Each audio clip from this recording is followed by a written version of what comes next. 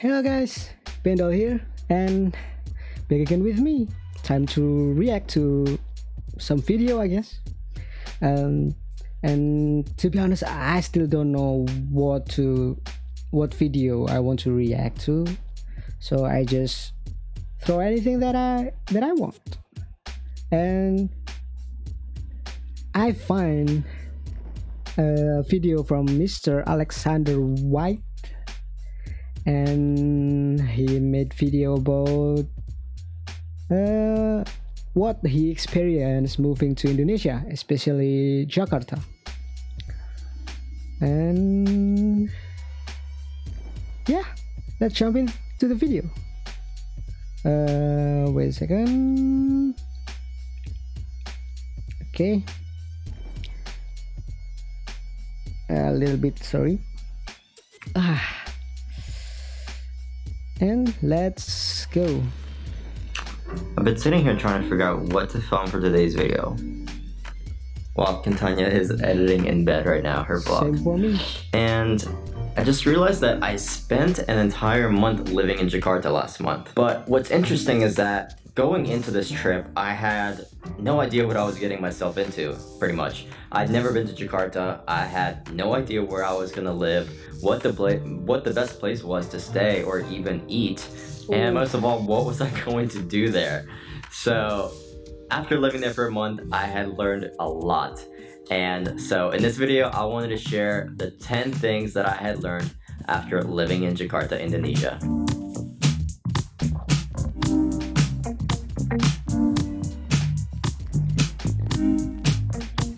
So if you didn't know, Jakarta is Indonesian capital city. The capital of Indonesia is Jakarta. So of course the diversity in that city is more diverse than in like not so big city like in Yogyakarta maybe, or even in Surabaya and Medan. It's also really diverse, but Jakarta is, I think it's still the most diverse in terms of who people living there, like from the maybe Chinese person, from people from America, from Europe. They're like everywhere in that city, but not in here. I'm in Jogja, by the way. So let's continue. Now, I think the first thing and most important thing to know is that Jakarta is very big. There are over 5 districts, actually 6 if I'm not mistaken, because I believe I saw a comment in one of my videos saying that the Thousand Islands was considered a 6th district. So originally I had thought that there was 5 districts, and after spending an entire month living there, I honestly had not seen everything that I had planned to see. I had filmed possibly like 8 videos after living there for a month, and I had only just reached the tip of it. So if you guys are planning to just visit Jakarta for a few days, you should definitely stay a lot longer because there is so much more to do and so much more to see. And in fact, I'm actually planning on eventually coming back to Jakarta to see and finish up the rest of the content that I had planned there. Now, the second thing you guys need to know is that, sorry, I need my notes here for this one. Oh yeah, of course, renting a motorbike is it's a lot harder than you think. Because when I was living in Bali, it is very easy to rent a motorbike, and immediately one thing I realized is that it is very hard to find a motorbike to rent. That is, of course, unless you know a local that lives in Jakarta and is willing to rent one to you. Now, after realizing that renting a motorbike would be far more difficult than, say, renting in Bali, the next best option for me was, of course, getting taxis and trying to figure out the public transportation system. And the next thing that I had learned quickly is that the public transportation system in Jakarta is surprisingly very good.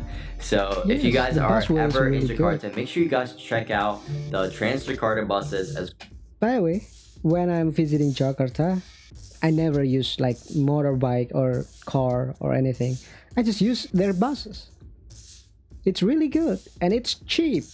I can go around like pretty much a whole Jakarta with just maybe uh if not I'm if not like what is it, out from the halter place, from the stopping bus place, I not pay anything. So I just like 10,000 rupiah, or maybe just maybe $1, and I can just go around Jakarta. Like, it's very cheap, right? That's what I love about Jakarta. As well as the amazing, clean, and comfortable MRT system. So the metro that they have just built in Jakarta is just beautiful, stunning. Even Kentanya was surprised by it. That was her first time on it, and she even loved it. So that says a lot. So make sure you guys are trying the public transportation system. Don't just use Grabs, taxis, Gojeks. Actually try to use the public transportation system. It works very well. Now, while trying to learn the public transportation system in Jakarta was fairly difficult at first, I must say the people were very helpful in helping me trying to figure it out. So there is a big language barrier in Jakarta, especially the area that I was living in. There weren't that many people that spoke English. However, the people that I did ask for help were more than willing to help. So when you guys visit Jakarta, don't be scared to ask people for help. If they don't speak English, they're more than willing to help you using Google Translate. So you just have to ask. And that is another thing that I learned living in Jakarta, is that people are very helpful. You just gotta ask. Now, this next one might start a bit of a heated discussion in the comments. So let me make one thing clear. When I moved to Jakarta, I had basically set a budget of about $1,000 US, and I chose to live comfortably. Now, that doesn't mean you can't live cheap and affordably in Jakarta. In fact, a lot of the locals had mentioned to me in the comments that they were spending far less than I was, but I had chose to live in West Jakarta, which was a bit of an expensive area. And so while Jakarta is pretty costly, it really depends on your lifestyle. For myself, I was gonna be working a lot on my videos, so I wanted to live somewhere comfortable, somewhere nice, and so I had spent quite a lot of money on living expenses. Now, that doesn't mean that you can't live affordably and live between $500 to $800. You can find affordable accommodations and eat a lot of really good local foods. So while my expenses were a lot higher than I expected, that doesn't mean that you can't live affordably. But the point I'm trying to make here is that while cost of living for me was quite expensive, that doesn't mean it has to be for you. Now, one thing you guys will come to learn immediately about Jakarta when you first get there is that there are a lot of malls, and I do mean a lot. Just in the one area that I was living in Taman Anggrek, there was 3 malls just within like 2 blocks of my apartment building. I had Central Park Mall, Taman Anggrek Mall, and Neo Soho Mall. It was quite a lot of shopping I could have done in that area. So one thing you will come to realize is that every few blocks, there's a mall within some close vicinity of you. Now, when I visited my very first mall in Jakarta, the very first week, I realized something very unusual which I had never experienced in another country. And that was, I was getting a lot of looks, and a lot of people looking at me specifically. And if you're Indonesian, please comment below. Let me know the reason for this, or if you've experienced this before. But okay, I want to talk about this in particular. Like, people are staring at you at first. Maybe you find it like kind of maybe annoying, or maybe like offensive, but it's truly not. They're just curious, like me myself, and I don't really stare at too much if I just watch like a bule, a foreigner.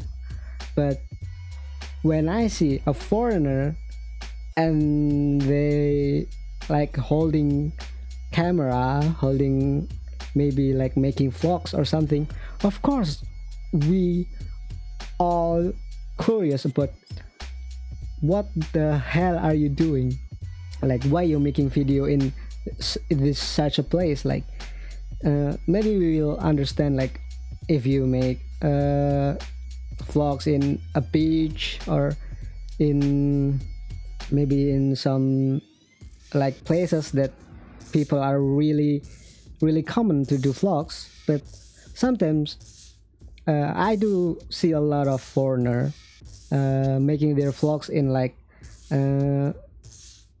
street food, and it's also just like a small street food selling satay or anything in Malioboro, and they're just holding their camera and talking. So we're just curious, like, is he talking by himself?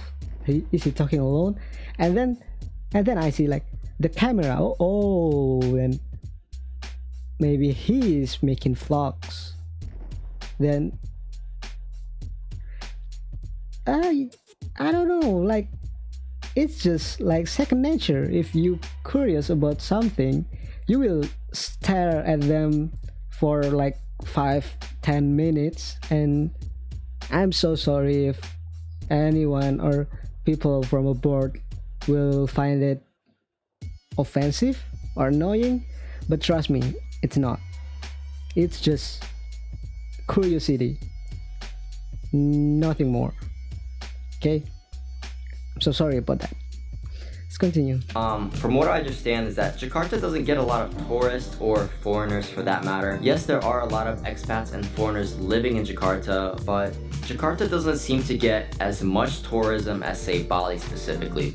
So it seems that whenever there's a foreigner around or whenever there's an expat that's walking around Jakarta, they attract a little more attention than, say, when I would be here in Bali. So this was just something very unusual and very new that I had experienced nowhere else, really.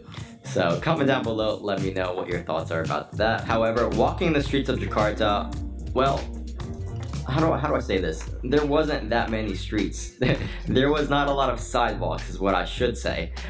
Specifically even in North Jakarta, West Jakarta where I had Taman Anggrek, there weren't that many sidewalks for me to walk on. However, I will say that when I was in Central Jakarta and South Jakarta, it was very pedestrian friendly. There was a lot more sidewalks for me to explore and walk around in the city.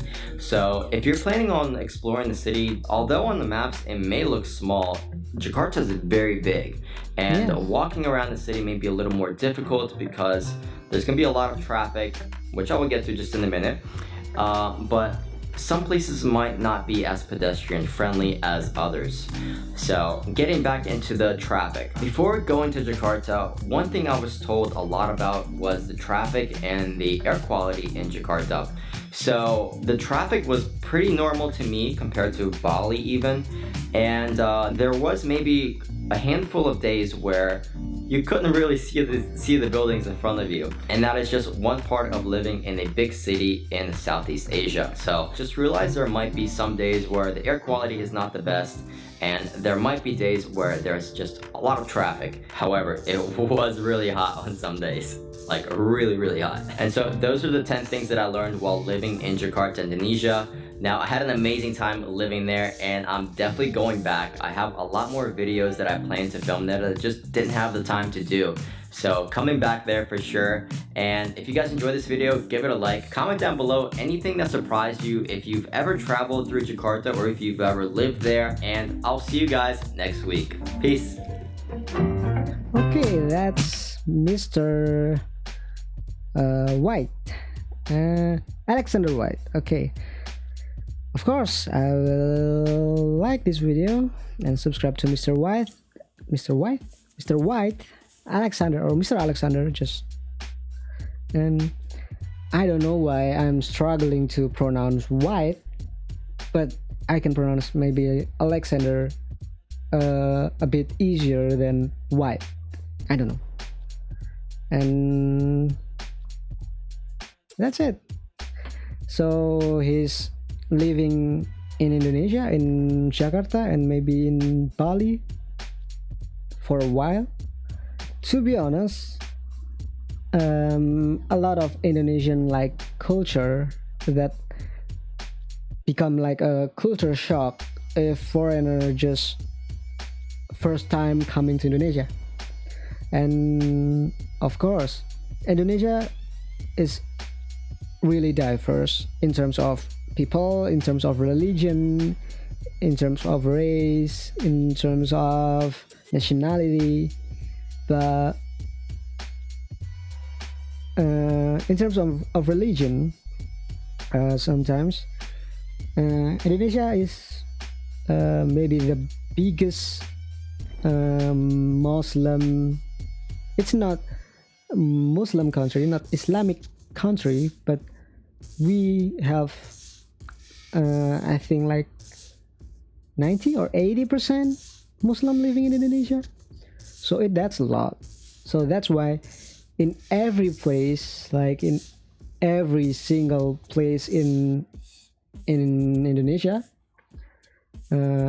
especially in Java, they will have like malls everywhere. And of course, Muslim prays 5 times a day, and they will call the prayer in maybe 4th in the morning, 12 at noon, and then 3 in the evening, 6 evening, and 7 at evening. So we have 5 prayer, and sometimes the call they use microphone and like a megaphone in top of the mosque. And yeah, sometimes people who are new to Indonesia, they will find it like bothering at 4 in the morning, and people are just like shouting in the mosque. But well, that's the culture.